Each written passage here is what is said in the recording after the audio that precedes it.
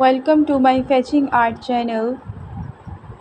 Drawing allows individuals to express ideas, thoughts, and emotions that might be difficult to convey through words. First, you draw the number 5 drawing and one more line that extends outward with another upper line.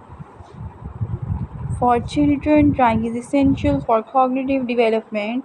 It helps improve fine motor skills, hand-eye coordination, and spatial awareness.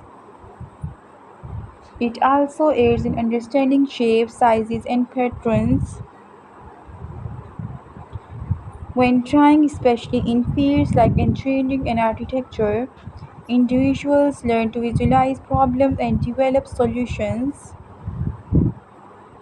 Drawing can be a form of therapy, providing a calming effect and helping individuals. Throughout history, drawing has been used to document events, cultures, and traditions.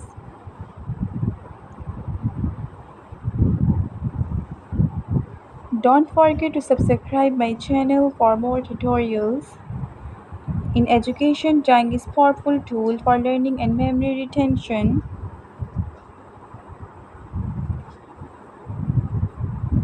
First, you draw the color orange, and inside the orange color, you draw the blue color for a bird. Thanks for watching this video.